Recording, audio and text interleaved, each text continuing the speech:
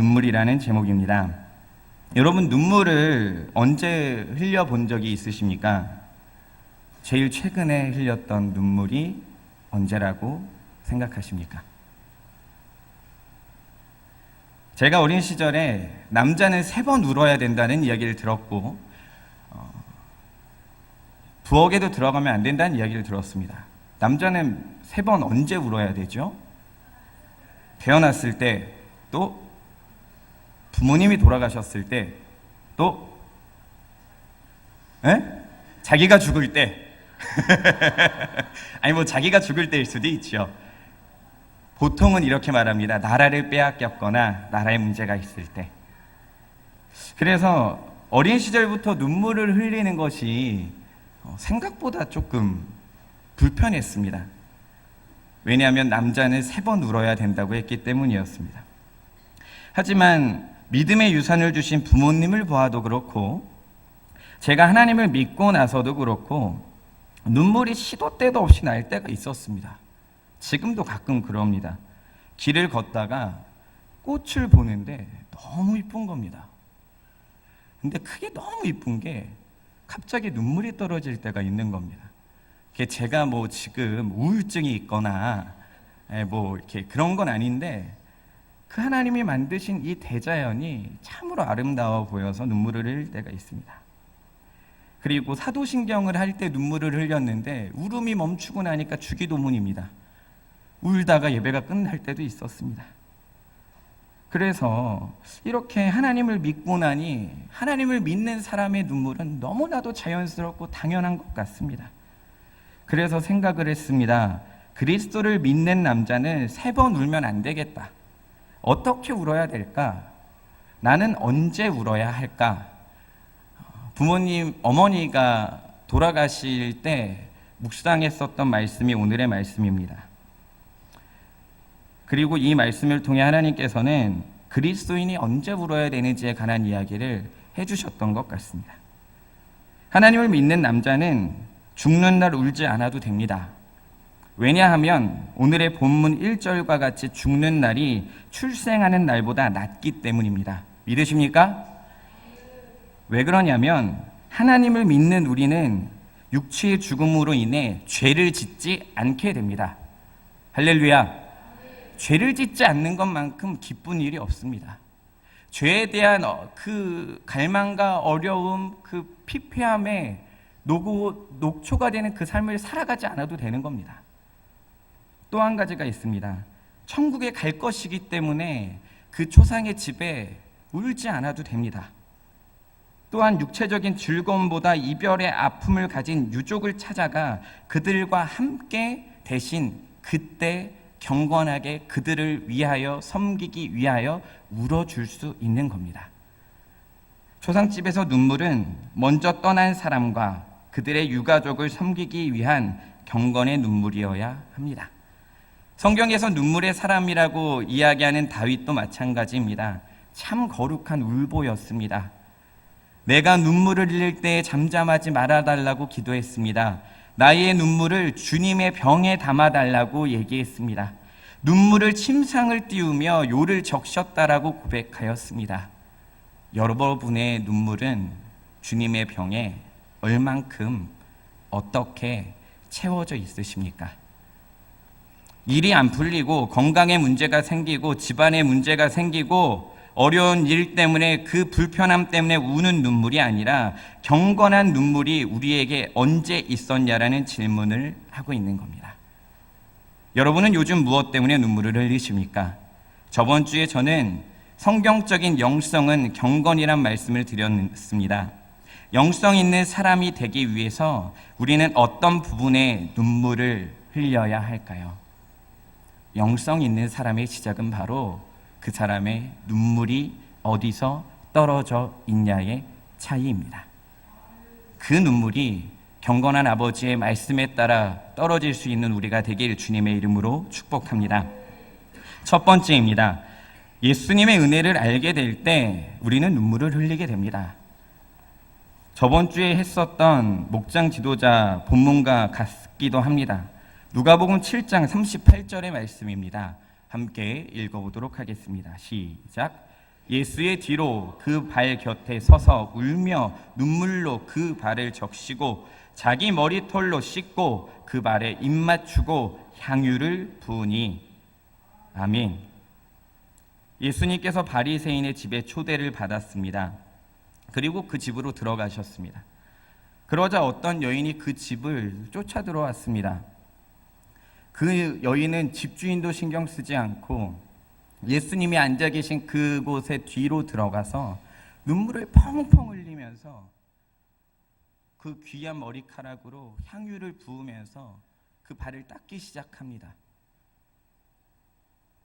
이때 이 환경을 보았던 동네 사람들과 그 집의 주인이었던 바리새인은 이런 생각을 했습니다.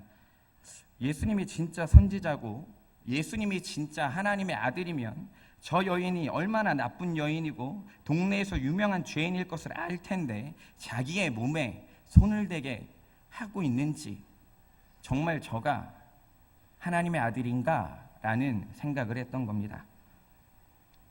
이런 생각을 가지고 있는 그 사람들의 마음을 아셨던 예수님께서는 한 가지 예화를 합니다. 두 사람이 한 사람에게 빚을 졌는데 한 사람은 500데나리온을 한 사람은 50데나리온을 줬다.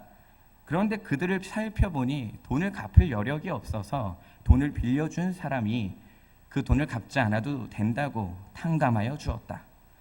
그러면 누가 저를 더 사랑하겠느냐? 500데나리온을 빌린 자냐? 50데나리온을 빌린 자냐? 잘 이해되고 계십니까? 우리들의 삶으로 조금 적절하게 표현해 보겠습니다.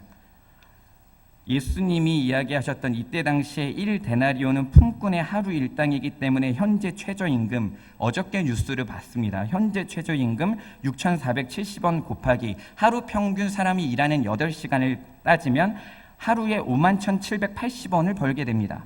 그러니까 50데나리온은 258만 9천 원을 빚진 거죠. 조금 새롭게 다가오시죠? 258만 9천 원입니다. 그럼 500데나리온은 얼마죠? 2,589만 원이 됩니다. 2,589만 원을 빌린 자와 258만 9천 원을 빌린 자의 258만 9천 원을 빌린 자의 이 이야기. 여러분이 정말로 2천만 원을 빚졌는데 그거 안 갚아도 된다라고 이야기한다면 어떻게 하시겠습니까? 아싸, 땡 잡았다. 아싸, 이거지. 이게 주님의 은혜야 라고 하십니까? 아니면 2천만 원 안 갚아도 되니까 200만 원 헌금해야지 하십니까?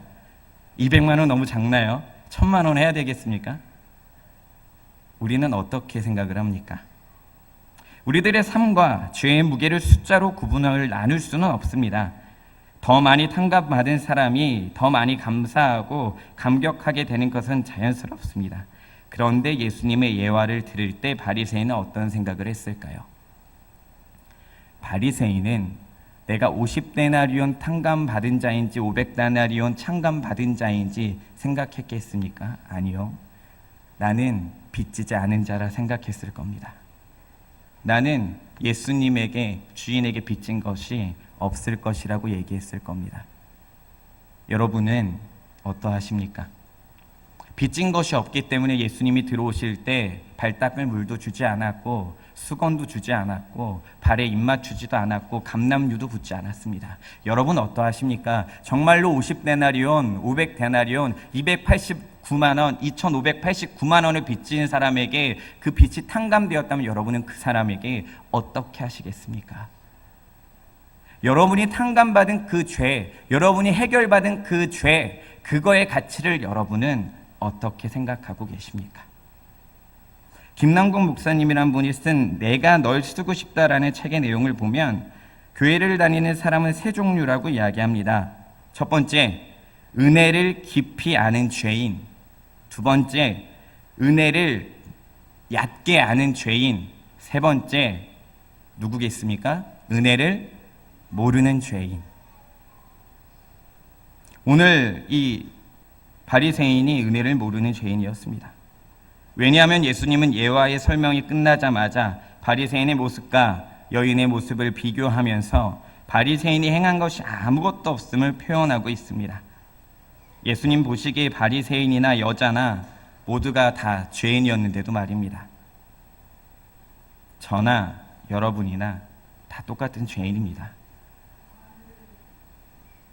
큰 교회 목사님이나 작은 교회 목사님이나 10억, 20억 빚져서 헐떡헐떡 거리는 사람이나 너무나도 몸이 아파서 이 몸만 해결되면 좀 좋겠다고 하는 사람이나 다 상관없이 예수님 앞엔 동일한 죄인입니다. 성경은 이렇게 말합니다. 화 있을 진저 외식하는 서기관들과 바리새인들이여 헛된 경건과 잘못된 신앙생활을 확실히 지적합니다. 누가복음 7장에 등장한 바리새인도 자신이 죄인임을 깨닫지 못하고 있습니다. 우리는 하나님을 믿게 되면 구원하여 주신 그 은혜에 감격하여 눈물을 흘리게 됩니다.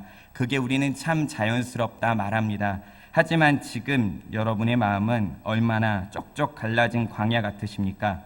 혹시나 교만한 마음 때문에 설교가 듣기가 불편하실 때가 있으십니까?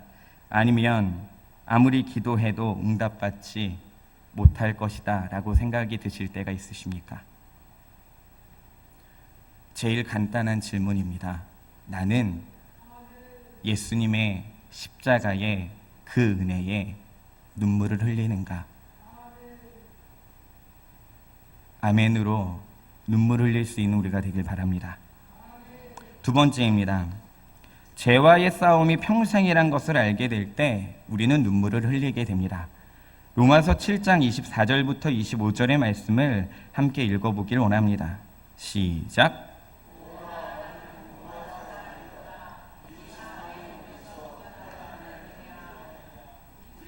예수 그리스도로 말미암아 하나님께 감사하리로다. 그런즉 내 자신이 마음으로는 하나님의 법을 육신으로는 죄의 법을 섬기노라. 아멘.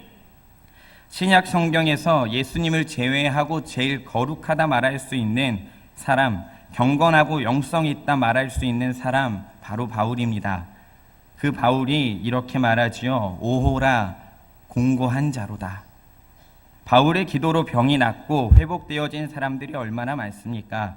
얼마나 많은 교회를 세웠습니까? 그런데 바울도 자신의 내면의 죄를 바라보며 이렇게 말합니다. 오호라 공고한 자로다. 하나님을 믿는 우리가 죄로 인해 고통스러워하는 것이 조금 어색하게 들릴 수 있습니다.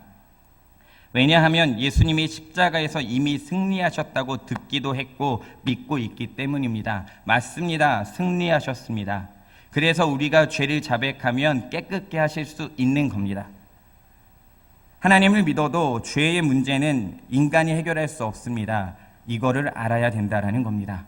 바울이 로마서 7장 24절부터 25절의 이야기를 한 이유는 이것입니다. 하나님을 믿어도 죄는 인간이 해결할 수 없다라는 겁니다. 직분이 좋아지고 높아지고 부자가 되고 뭐가 있어 보여도 죄의 문제는 인간이 해결할 수 있는 게 아니라는 겁니다.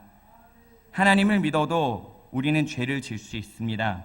대신 하나님을 믿음으로 죄 때문에 마음에 고통이 생기고 그렇게 어려워도 회개할 수 있는 은혜가 생기는 겁니다. 그래서 똑같은 죄를 짓더라도 죄를 회개하고 성령을 따라 살아갈 수 있게 되게 됩니다. 그런데 말입니다. 여기서 잠시 우리가 간과하고 있는 것이 있습니다. 놓치고 있는 게 있습니다. 의인의 죄는 대단히 혐오스럽다는 겁니다. 하나님을 믿는 자의 죄는 대단히 배은망덕한 거라는 겁니다. 하나님을 믿고 의인이라 칭함을 받았다고 하면서도 짓는 죄는 너무나도 참 큰 죄라는 겁니다. 배은망덕한 죄의 대표자라고 할 수 있는 사람은 베드로입니다. 베드로의 죄는 배신이었습니다. 부인이었습니다. 그리스도께서는 그를 사도로 삼아주셨고 제자들 모두가 예수님의 이름으로 사단을 쫓아내고 병 고칠 수 있게 해주셨고 그리고 특별히 베드로는 변화산으로 데리고 가서 환상 중에 천국의 영광까지도 보여주었습니다. 그런데 부인한 거죠. 이 크나큰 자비를 받았던 베드로였지만 그는 예수님을 3번이나 부인했습니다. 경건한 자들의 죄는 하나님의 가슴을 특별히 더 아프게 합니다. 그분께서 다른 사람들의 죄에 대해서는 분노하시지만 경건한 사람들의 죄에 대해서는 더 슬퍼하십니다. 십자가상에 돌아가신 예수님을 생각해 보면 악한 사람들, 하나님을 믿지 않는 사람들의 죄는 그냥 작은 상처 하나밖에 되지 않을 겁니다. 그런데 예수님을 믿는다라고 하는 사람들의 죄는, 하나님을 알고 있다라고 하는 사람들의 죄는 예수님의 심장을 찌르고 옆구리를 찌르고 혈관을 찌르고 골수를 찌르는 그 아픔을 줄 거라는 겁니다. 죄를 회개할 때 혹시 내가 깨끗하기만을 위하여 눈물을 흘리고 있지는 않으십니까?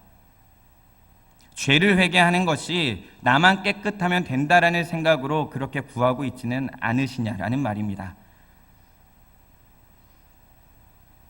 여러분이 죄를 지을 때 정말 슬피 울며 우리를 위해 기도하고 계실 그 성령님을 생각하고 그 성령님의 마음이 나에게 다가와 나도 그것 때문에 눈물이 흘러나길 바랍니다.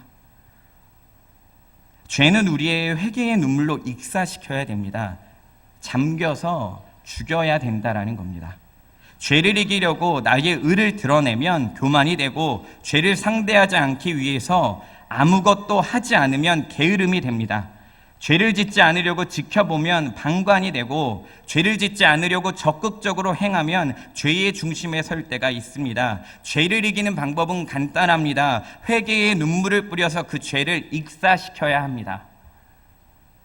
우리들의 눈물의 정도가 얼마나 있습니까?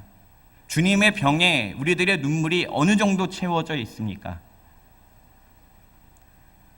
이 세상에 살 때까지만 함께 합니다. 죄는 영원하지 않습니다. 우리가 죽을 때 끝납니다.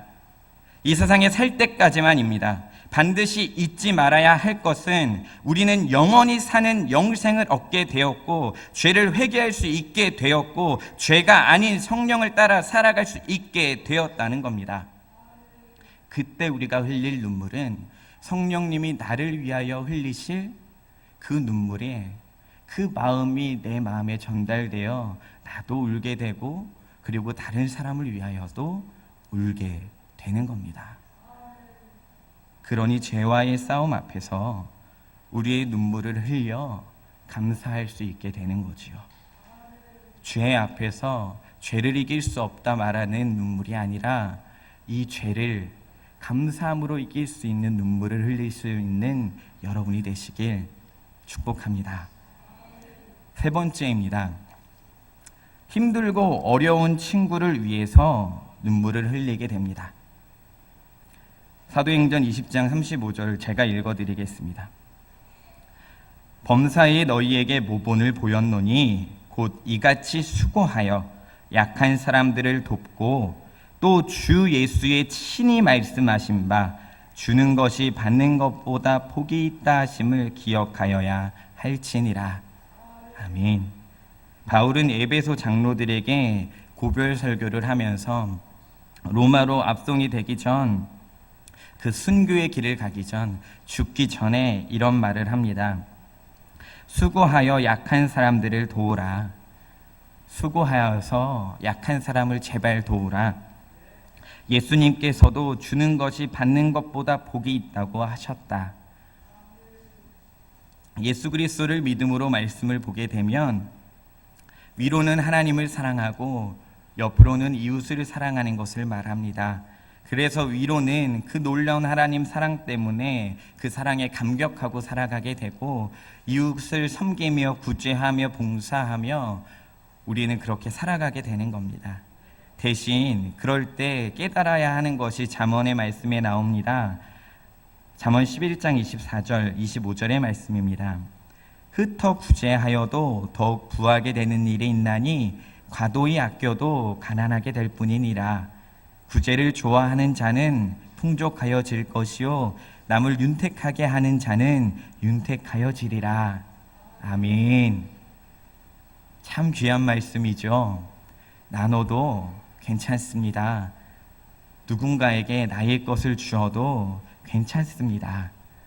내가 쓸모없는 것을 다른 사람에게 주는 것이 섬김과 헌신이 아니라, 나에게 필요한 것을 그에게 주는 것이 섬김과 헌신과 구제인 것입니다. 나 이제 이거 안 쓰니까 괜찮아라고 말하는 것이 아니라 나에게 꼭 필요하지만 저에게도 꼭 필요할 것 같아서 그가 생각나서 그를 위하여서 눈물을 흘리며 그에게 기쁨으로 주는 것이 섬김과 구제와 헌신이 되는 겁니다. 예수님은 그럴 때마다 주의할 것이 있다고 우리에게 말씀하십니다. 마태복음 6장 1절과 4절의 말씀입니다. 1절은 자매님들이, 2절은 형제님들이, 3절은 자매님들이, 4절은 형제님들이 함께 읽었으면 좋겠습니다. 시작.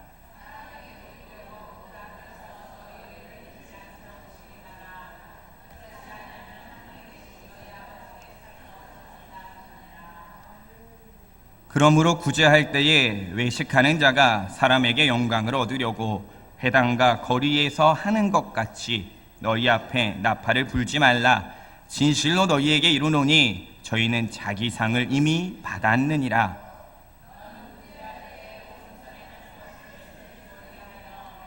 내 구제함이 은밀하게 하라. 은밀한 중에 보시는 너희 아버지가 갚으시리라. 할렐루야.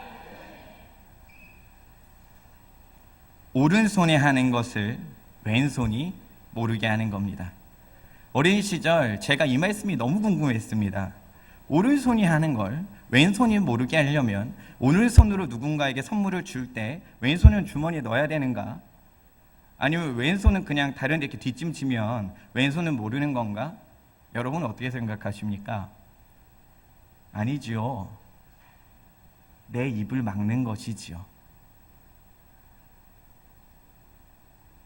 도와주고 내 입을 막는 것이지요. 구제는 사람에게 보이려고 하는 것이 아니라는 겁니다. 그렇게 되면 그 사람은 이미 이 땅에서 자신의 상을 너무 많이 받았다라는 겁니다. 저는 천국의 상급을 쌓는 게 너무나도 좋습니다. 그래서 가끔 목장 예배를 드리다가도 되는 거 하나도 없이 1,000원짜리 한 장씩 권사님께 드릴 때가 있습니다. 다른 거 없습니다. 저도 상급을 받으려고 합니다. 그런데 돌려받아서 이렇게 다시 말씀을 드립니다. 안 받으시더라고요. 다음엔 더 많이 드려볼까 합니다. 여러분 평생을 살아가면서 대부분 한 번은 착한 일을 합니다. 누군가를 도와줍니다. 작은 돈이라도 불쌍한 사람을 구제할 마음으로 하게 됩니다. 여러분은 형제, 자매, 친척, 이웃 사람들을 향해 어떤 마음을 가지고 계십니까? 할 수만 있는 대로 구제하고자 하십니까? 아니면 당연히 그 사람이 나보다 돈이 많으니까 날 도와야 되고 저 사람이 나보다 돈이 많으니까 날 도와야 된다라고 생각하고 있지는 않으십니까? 구제는 돈이 많고 적음으로 하는 것이 아닙니다. 100원이어도 1,000원이어도 반찬 하나여도 그게 그 사람의 눈물을 흘리게 하는 귀한 구제가 됩니다. 영성 있는 사람은 경건한 사람입니다. 경건한 사람이 되기 위해선 최소한 3가지의 눈물을 흘려야 한다고 생각이 들었습니다. 첫 번째, 예수님의 은혜의 눈물을 흘려야 합니다. 두 번째, 죄에 관하여 눈물을 흘려야 합니다. 세 번째, 이웃을 사랑하기 위해 눈물을 흘려야 합니다. 왜 그렇습니까? 우리의 롤모델 되시는 예수님께서 요한복음 11장 35절에 이렇게 표현되어져 있습니다. 예수님께서 눈물을 흘리시더라. 천지를 창조하신 예수님께서 인간이 되신 것도 참 이해할 수 없는 일인데 그 놀라운 피조물들을 위해서 눈물을 흘리셨다는 겁니다. 그래서 미웃고 싫고 짜증이 나고 힘든 사람이 내 옆에 있어도 그를 위하여 내가 짜증을 낼 수 없고 미워할 수 없고 싫어할 수 없는 이유가 딱 한 가지인데 예수님이 그를 위해 눈물을 흘렸기 때문입니다. 그래서 이 입이 멈춰지게 되는 겁니다. 말씀을 보니 이 3가지로 눈물을 흘려도 되는 것 같습니다. 그런데 예수님이 눈물을 흘리셨다라는 이 말씀을 보니 그냥 예수님을 믿는 우리는 울보여도 상관이 없는 것 같습니다. 마음껏 눈물을 흘리시길 바랍니다. 그 누가 뭐라 그래도 여러분의 마음을 주님께 의탁드리고 주님께 내어놓고 울어보시길 바랍니다. 걱정하지 마시고 그냥 우십시오. 괜찮습니다. 그 눈물이 때론 죄를 익사시키는 강력한 힘이 되기도 하고, 때론 그 눈물이 다른 사람을 위로하는 따뜻한 눈물이 되기도 합니다. 요한계시록 7장 17절을 읽고 말씀을 마치고자 합니다. 다 함께 이 말씀 진실로 그러합니다라는 고백으로 아멘 하시고 함께 봉독하겠습니다. 아멘. 이는 보좌 가운데 계신 어린 양의 저희의 목자가 되사 생명수 샘으로 인도하시고 하나님께서 저희 눈에서 모든 눈물을 씻어주실 것임이랴. 아멘. 할렐루야. 할렐루야. 아무리 울어도 괜찮습니다. 여러분의 눈가를 주님이 닦아주실 것입니다. 찬양하겠습니다.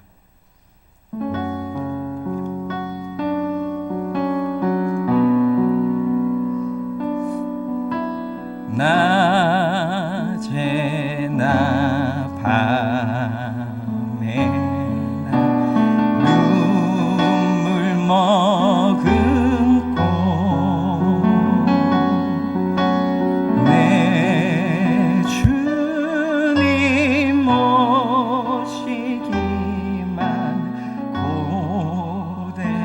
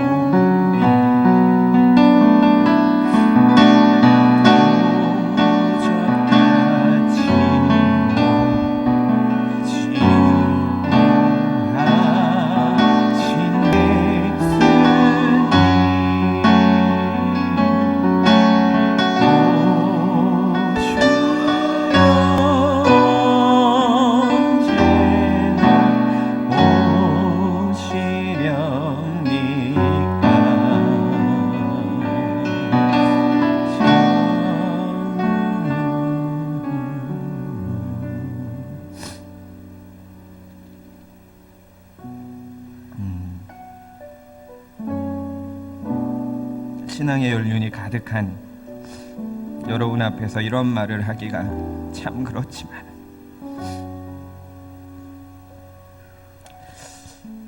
주님 오심을 고대하고 그 태도가 눈물의 태도가 되는 우리가 되길 바랍니다.